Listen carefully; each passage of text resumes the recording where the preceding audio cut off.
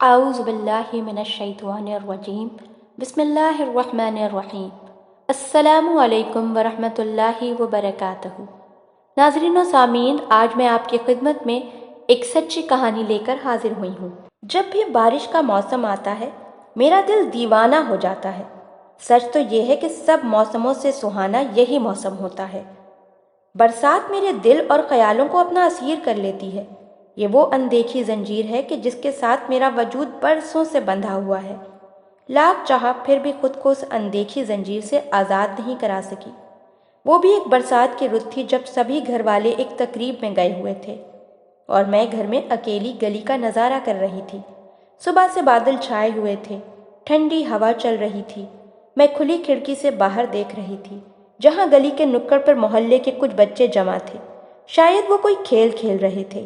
اچانک بادل زور سے گرجنے لگے اور بجلی چمکنے لگی۔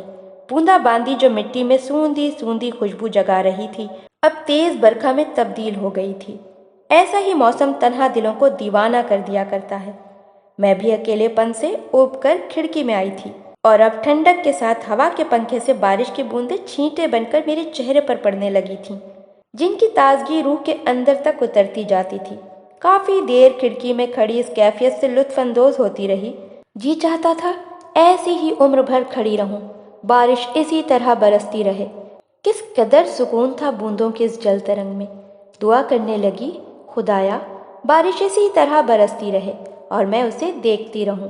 بارش تو ہمیشہ سے مجھے پسند تھی، لیکن برکھا رت میری کمزوری تھی۔ پھر اسی برکھا رت نے آخرکار میری زندگی بدل ڈالی، جس کا انجام یہ ہوا کہ آج سب سہیلیاں اپنے اپنے گھروں کی ہو گئی ہیں اور میں اپنے ویران گھر کے ایک گوشے میں بیٹھی یادوں کی زنجیروں میں جکڑی ماضی کے جھرونکوں سے وہی نظارے تلاش کرتی رہتی ہوں کہ جو کبھی مجھ کو دیوانہ کر دیا کرتے تھے۔ لوگ مجھے روز و شب ایک جگہ بیٹھے دیکھ کر پگلی کہتے ہیں، حالانکہ اب میں پگلی نہیں سیانی ہو گئی ہوں۔ پاگل تو میں پہلے تھی، عقل تو اب آئی ہے، جب عمر کی اوٹ میں چھپ کر سنہرے خواب مجھ سے دور، بہت دور چلے گئے۔ ایک خواب ہی نہیں، اور بھی بہت سے پیارے چہرے نظروں سے اوجھل ہو گئے ہیں۔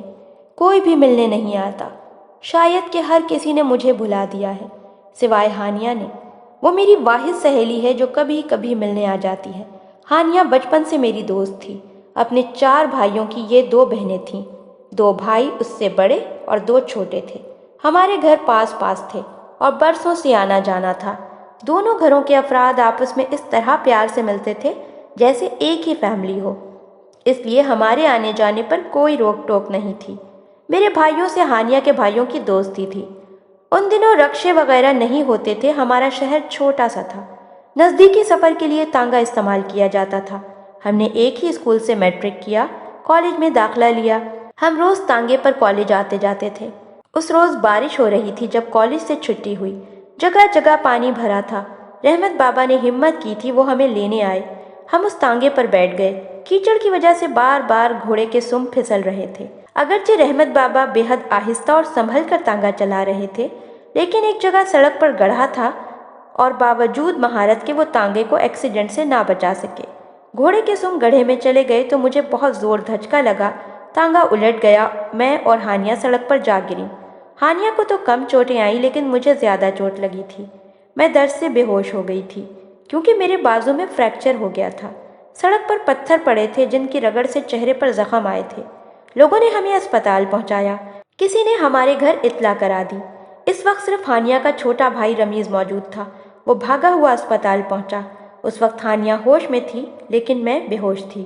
اس نے جو میری حالت دیکھی، آنسو ٹپ ٹپ اس کی آنکھوں سے بہنے لگے اور وہ بے ہوش ہو گیا۔ موجود ڈاکٹر نے اسے فوری طبی امداد دی۔ تھوڑی دیر بعد اسے ہوش آ گیا تو ڈاکٹر نے پہلا سوال یہ کیا کہ یہ تمہاری کیا لگتی ہیں؟ بہنیں، اس نے جواب دیا۔ اچھا، اب تم ٹھیک ہو؟ یہ بھی ٹھیک ہو جائیں گی۔ معمولی چوٹیں ہیں لیکن دوست تم تو بہت کمزور دل کے ہو، بھلا مرد لوگ بھی اتنی معمولی باتوں پر رویا کرتے ہیں؟ مضبوط دل بنو بھائی، مضبوط دل، آگے زندگی میں بہت کچھ دیکھنا پڑے گا۔ تو کیا تم ایسے ہی تیز ہوا کا جھونکا بھی نہ سہ سکو گے؟ بے ہوش ہو جاؤ گے؟ ڈاکٹر نے تسلی دی لیکن رمیز ابھی تک پریشان لگ رہا تھا۔ اس کے بعد میں نے جتنے دن اسپتال میں گزارے وہ میری عیادت کو آتا رہا۔ ہانیہ نے مجھے بتایا تھا کہ سہرش، جب رمیز نے تمہیں ایسی حالت میں دیکھا وہ اتنا پریشان ہوا کہ بے ہوش ہو گیا۔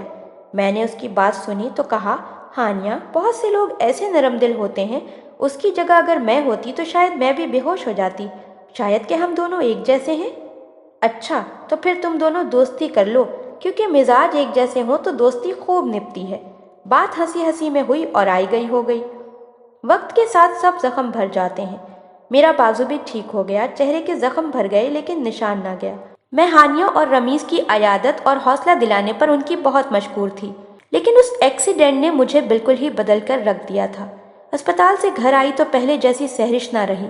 ایک طرف اپنے چہرے کے خراب ہو جانے کا دکھ تو دوسری طرف ذہن رمیز کی طرف لگا رہتا تھا، جو اب مجھے حوصلہ دلاتا اور تسلیاں دیتا تھا کہ پریشان نہ ہوا کرو، یہ نشان عارضی ہیں، وقت کے ساتھ ساتھ مٹ جائیں گے اور تمہارا چہرہ پھر سے پہلے جیسا ہو جائے گا، بے داغ اور اجلا۔ میرے والد اور بھائی بھی مجھے حوصلہ دیتے کہ پریشان ہونے کی ضرورت نہیں، اگر وقت گزرنے کے ساتھ نشان نہ مٹے تو ہم تمہیں کسی بڑے اسپتال لے جائیں گے اور چہرے کی پلاسٹک سرجری کرائیں گے، تمہارا چہرہ پہلے سے بھی زیادہ خوبصورت ہو جائے گا۔ ہم معلومات کر رہے ہیں اور کئی ڈاکٹروں سے بات بھی کی ہے۔ میری پریشانی کا سب سے زیادہ احساس رمیز کو تھا۔ وہ روزانہ ہانیہ کے ساتھ ہمارے گھر آتا اور دونوں میرے ساتھ بیٹھے رہتے، دنیا جہاں کی باتیں کرتے تاکہ میرا دل خوش ہو۔ میرے والدین بھی ان کے روز آنے پر اعتراض نہ کرتے بلکہ خوش ہوتے کہ ان لوگوں کے آنے سے میں خوش ہو جاتی تھی، تھوڑی دیر کو اپنا غم بھلا دیتی تھی۔ رمیز ذہین بھی تھا اور خوبصورت بھی۔ وہ مجھ سے 2 سال چھوٹا تھا لیکن قد کاٹ سے بڑا لگتا تھا۔ جب میں اسے دیکھتی اپنے بدصورت ہونے کا احساس اور زیادہ ہونے لگتا۔ راتوں کی نیند اچاٹ ہو جاتی، آدھی رات کو اٹھ کر روتی اور دعائیں مانگتی کہ اللہ پاک میری خوبصورتی لوٹا دے اور چہرے کو پھر سے اجلا اور بے داغ بنا دے۔ میں نے خوف کی وجہ سے سجنا سورنا آئینہ دیکھنا چھوڑ دیا تھا۔ ہانیہ کے علاوہ رمیز بھی میری اس کیفیت سے واقف تھا کہ میں احساس کمتری کا شکار ہو چکی ہوں۔ ہر کسی سے چہرے کا داغ چھپاتی تھی۔ ہمارے پیپرز شروع ہونے والے تھے۔ ہانیہ خوب تیاری کر رہی تھی۔ جب تک وہ میرے ساتھ بیٹھ کر پڑھتی میں بھی پڑھ لیتی، اس کے جانے کے بعد کتابیں بند کر کے رکھ دیتی۔ پڑھنے کا جی ہی نہیں کرتا تھا۔ نتیجہ یہ نکلا کہ میرے پرچے پہلے کی طرح اچھے نہ ہوئے۔ ہانیہ نے فرسٹ ڈویژن لے لی، میں نے سیکنڈ ڈویژن لی، جس کا مجھے بہت افسوس تھا، حالانکہ پہلے میری فرسٹ ڈویژن آتی تھی۔ اپنی شاندار کامیابی کی خوشی میں ہانیہ نے مجھے اور رمیز کو اچھے سے ریسٹورانٹ میں کھانا کھلانے کی آفر کی۔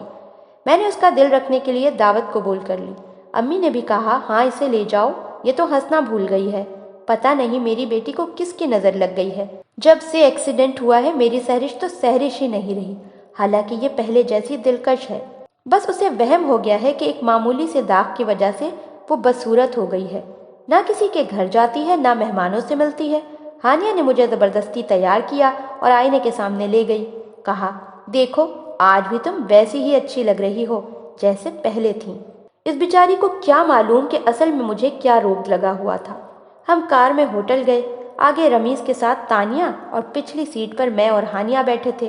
میری نظر بار بار سامنے لگے آئینے پر جاتی تو رمیز کو بھی اپنی طرف دیکھتے پاتی۔ ہم پہلے پارک چلے گئے، چاروں نے وہاں چہل قدمی کی اور سہانی شام کا لطف اٹھایا۔ موسم اچھا تھا، ٹھنڈی ہوا چل رہی تھی۔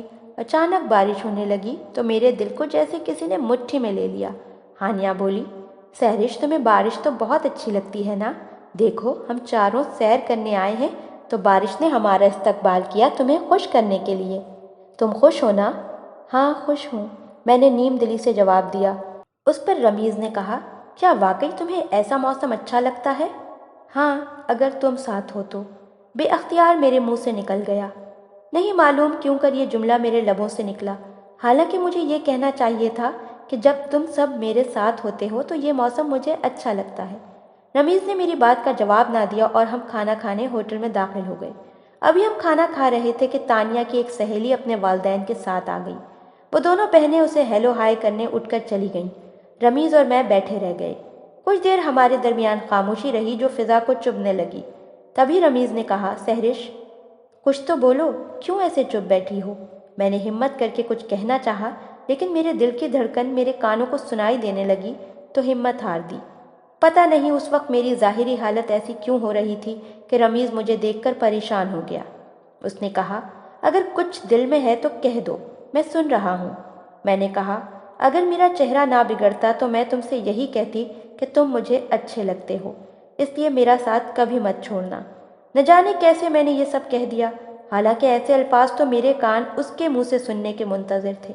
میری بات سن کر وہ کچھ سوچ میں پڑ گیا۔ جواب کیوں نہیں دیا، بعد میں سوچ کر جواب دوں گا۔ اتنے میں تانیہ اور ہانیہ آ گئیں اور ہمارے ساتھ کھانے کی ٹیبل پر بیٹھ گئیں۔ ہم نے کھانا شروع کر دیا، لیکن مجھے بہت دشواری محسوس ہو رہی تھی۔ کھانا حلق میں اتر ہی نہیں رہا تھا، اور یہ بات رمیز بھی محسوس کر رہا تھا۔ واپسی میں گاڑی چلاتے ہوئے وہ گہری چپ میں ڈوبا رہا، جیسے کہ میری بات نے اسے پریشان کر دیا ہو۔ گھر آئی تو بجھی بجھی سی تھی۔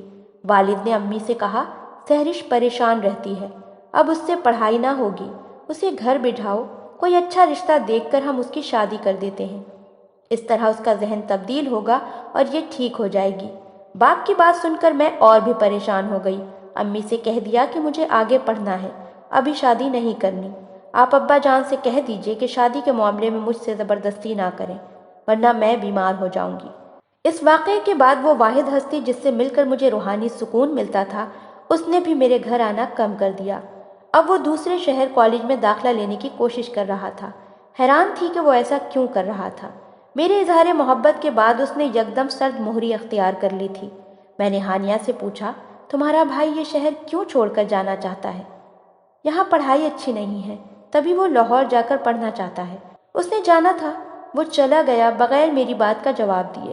کبھی کبھی فون کرتا، اگر میں ہانیہ کے پاس بیٹھی ہوتی تو وہ میری بھی اس سے بات کروا دیتی تھی، مگر وہ مجھ سے صرف خیریت دریافت کرتا۔